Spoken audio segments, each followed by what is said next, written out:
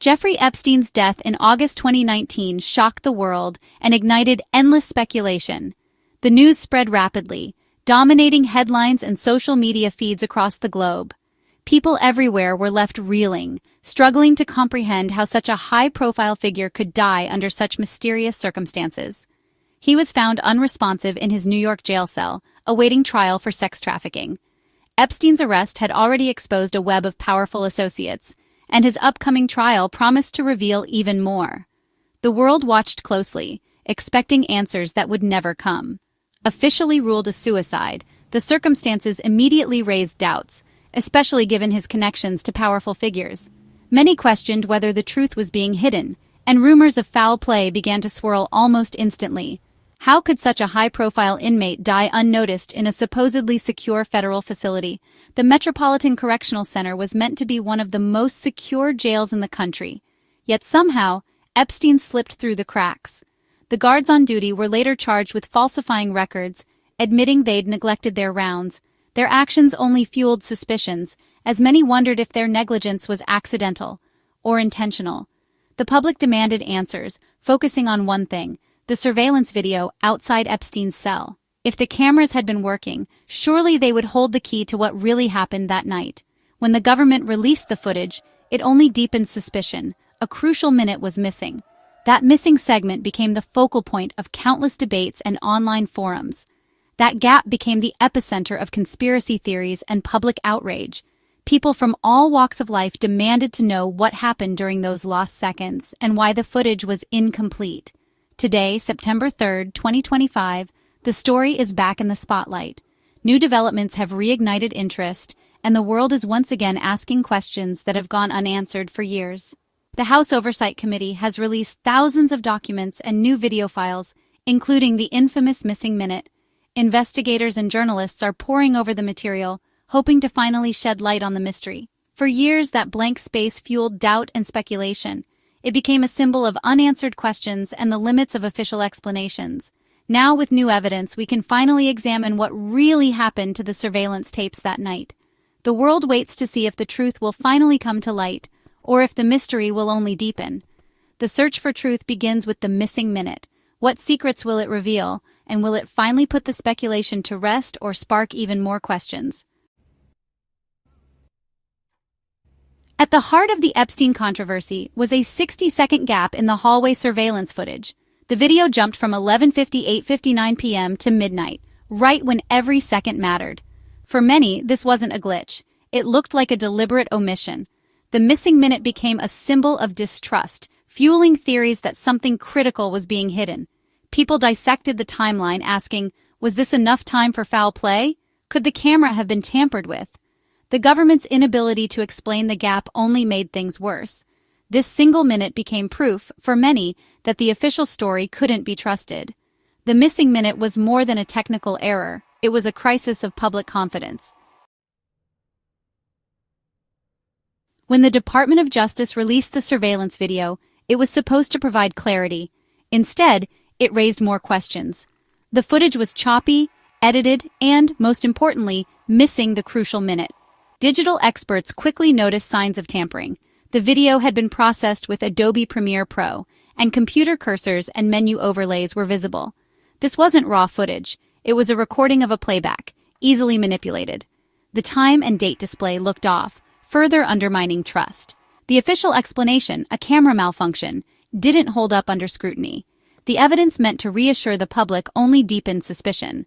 The missing minute, the editing software, and the odd video format all pointed to one thing: the truth was being obscured.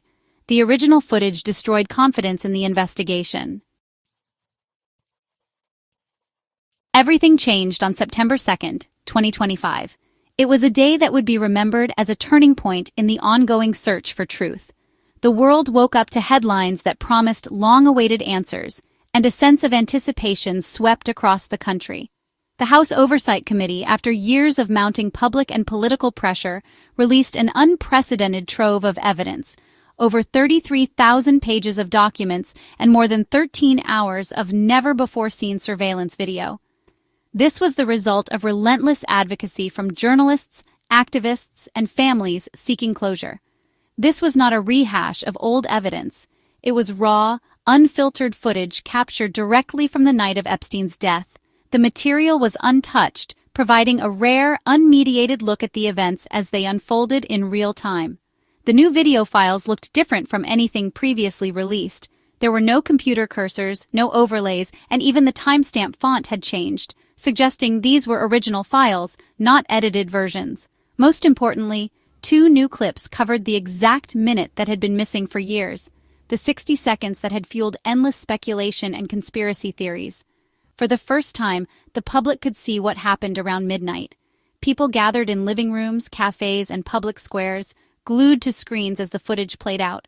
The release, coming directly from Congress rather than the Department of Justice, signaled a new level of transparency and a willingness to confront uncomfortable truths.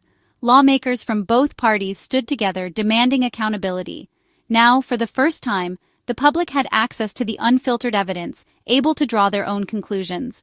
The new footage was a turning point, offering a real chance to finally resolve the mystery that had haunted the nation for years. The committee's action was a direct response to years of public skepticism, frustration, and demands for the truth. With these files, the missing minute could finally be examined in detail, frame, by experts and ordinary citizens alike. The stage was set for answers, and for the first time, it felt like the truth was within reach. Digital experts wasted no time analyzing the new files. Comparing the old and new footage, they confirmed what many suspected: the original DOJ video had been edited. The infamous gap was created by splicing 2 separate clips together, right at midnight. Adobe Premiere Pro was used to join the files, leaving out the crucial seconds. This wasn't a technical glitch, it was a deliberate edit. Forensic analysis pinpointed the exact frames where the splice occurred. The public's suspicions were validated. The evidence had been mishandled. The question now shifted from was the video edited to why. The confirmation of the splice was a bombshell, proving the official narrative was incomplete. While it didn't reveal what happened during the missing minute, it proved the evidence was altered. The next step, examining the unedited clips. The House Committee's new evidence included 2 raw video clips, one ending at 11:59 p.m., the other starting at midnight. When combined, they formed a seamless, uninterrupted recording. The missing minute was never missing. It was simply split between 2 files. The jail's surveillance system automatically created a new file at midnight, a standard function. The original DOJ release had failed to merge the files correctly, creating the illusion of a gap. The complete footage showed nothing unusual. The hallway was quiet, no one entered or exited, and there was no suspicious activity.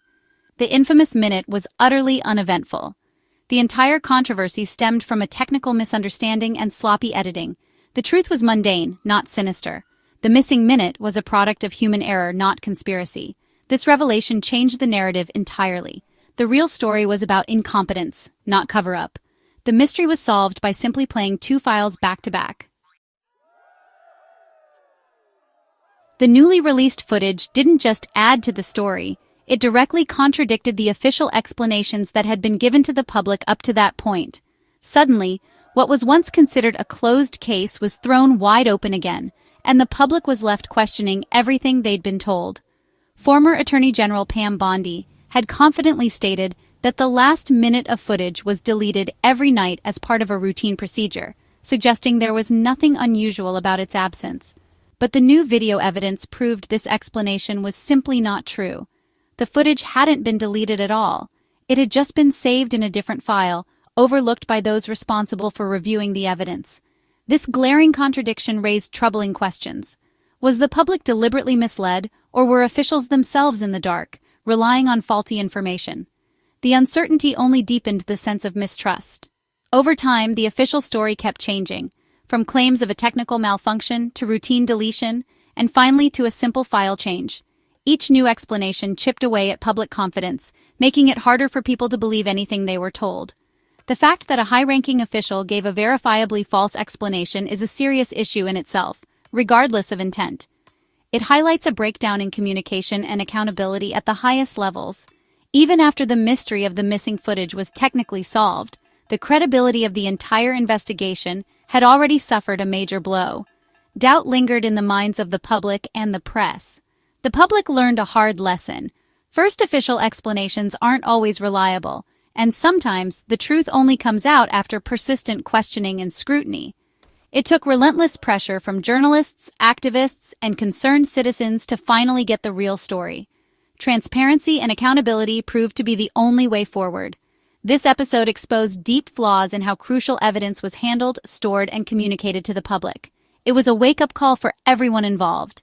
The missing minute of footage was more than just a technical error. It was a symptom of a much larger problem within the system. In the end, trust, once broken by official contradictions and shifting stories, is incredibly difficult to restore, and the consequences can last far beyond a single case. The House Committee's release included much more than just the missing minute. Among the files were new clips of Epstein's final hours, interviews with alleged victims, and police body cam footage from searches of his properties. Most of the 33,000 pages were already public, but a few new details emerged. The most significant addition detailed flight logs from Epstein's private plane, documenting his travels from 2000 to 2014. These logs, while lacking passenger lists, provide a concrete timeline of his movements. They could help corroborate victim accounts and support ongoing investigations. Even in a sea of old information, new facts can surface. The release offered a broader view of the Epstein case, but no smoking gun. The Missing Minute saga is a lesson in transparency and public trust. A simple technical issue, compounded by poor communication, fueled years of conspiracy theories. The truth was mundane, but getting there required relentless public and congressional pressure. The episode exposed a deep gap between the public and official institutions.